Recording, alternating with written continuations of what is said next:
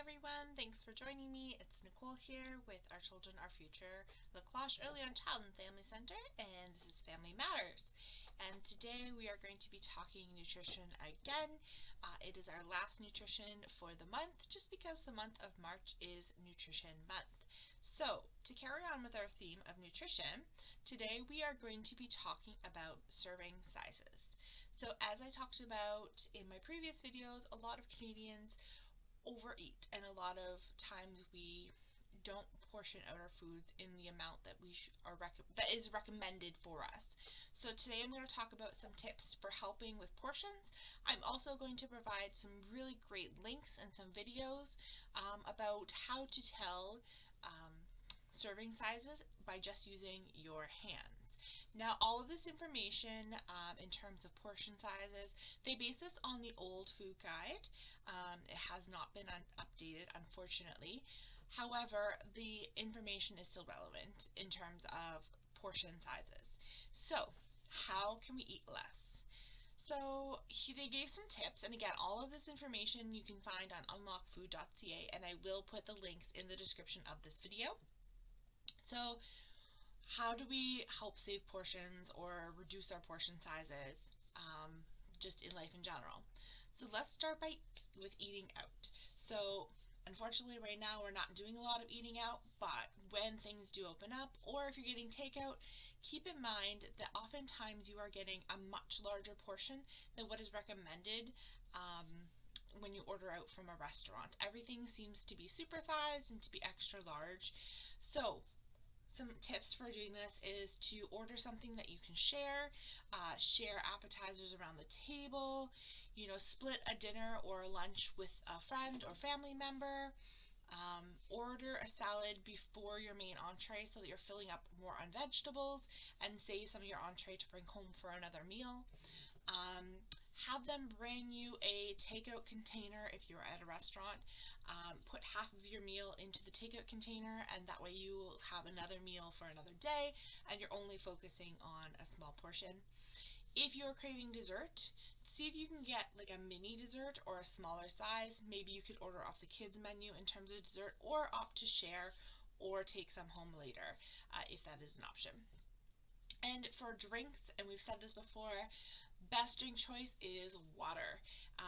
If you can, or if you want to, if you would like to splurge and order something like a soft drink or some kind of sugary drink like iced tea, it's best just to have one and not to opt for the refill and to choose water after that. That'll help limit your sugar intake as well as your calories for the day. So those are great options for eating out. What can we do when we're at home and we are eating in?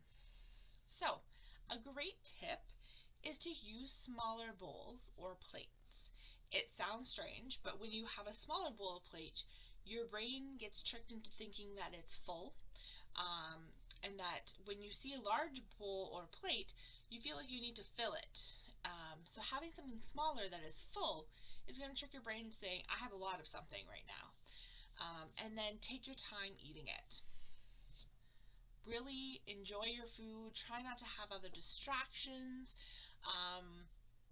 Enjoy the bites. Put your fork down between bites if you want to. If you're really thinking you want a second helping, sit on it for a few minutes, have some water, and then maybe opt for some veggies or something before you decide if you really want to have that second portion. Try and fill your plate with half vegetables, and then a quarter of it with proteins, and then a quarter of it with a whole grain product such as brown rice, brown quinoa, not brown quinoa, brown pasta, or barley or something like that. That's a good grain. Pack up the leftovers for the next day's lunch, or freeze them into portions that are ready to go for another meal. Okay, what about those dreaded snacks? You know what I'm talking about, those late night snacks after the kids go to bed and you're just looking for something to eat, or maybe you're sitting at your desk working on Zoom all day. I know how it is. Snacks are my life, so I understand. So great tips for snacking is try and keep healthy, fresh snacks in sight. So these could be things like bowls of fruit or fresh fruits or vegetables already cut up in your fridge, or if you know you're going to be snacking at your desk, bring a bowl of fresh fruits and vegetables down to your desk. That way you have them available and you're not going to be reaching for salty or sweet snacks instead. Try and limit your buying. If you're the one doing the purchasing of your food in the home, just don't buy it. It's going to come back and bite you in the butt later when you're really like, oh my god, I want the cookies. But if it's not in the house, you're less likely to go out, buy it, and eat it. So you will find another option, and hopefully it'll be a healthier option. So again, limit buying those, sweets, junkery foods. And if you do buy them or you need to have them in your house, put them out of sight, out of mind. Put them in a cupboard that you don't often go into, and out of sight, out of mind. If you don't see it, you're less likely to want it. So, what about eating in front of the TV? It's super easy when we're on our devices or we're in front of a TV to just mindlessly put food into our mouths. So the best way to do this is, if you can avoid it, try and eat elsewhere instead of in front of a device or in front of a TV. Good habits are eating at the table or eating in a designated area. However, if you really want to crave a snack while you're watching your show, try and choose a healthier snack and to portion out your snacks. So if you really want those chips or you really want that sweet, take a few pieces or take a small bowl full, put your chips in there, close the bag, put it away, then sit down with your portion. When that is done, stick to fruits and vegetables and water. The last thing is grocery shopping. So I kind of touched on this, but you know what, even good foods or good for us foods we think are good for us can be,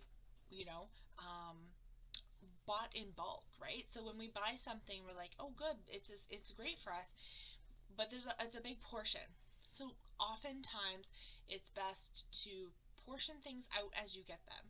So any prepackaged foods, if you know you're going to be sitting down and eating, the nuts, pre-portion them into containers so that you only have a handful of nuts instead of the whole bag. Or anything like that you're going to be consuming a lot of, but you can only buy in bulk. Portion them out ahead of time. Again, freezer-friendly meals.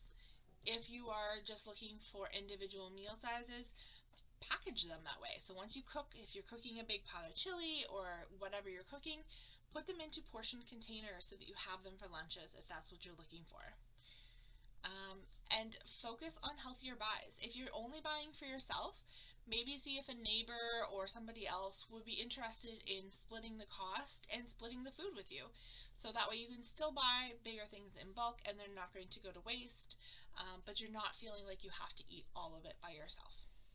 So I hope these tips really helped. And again, I'm going to post some really cool guides that I'll show you a quick snapshot of one right here.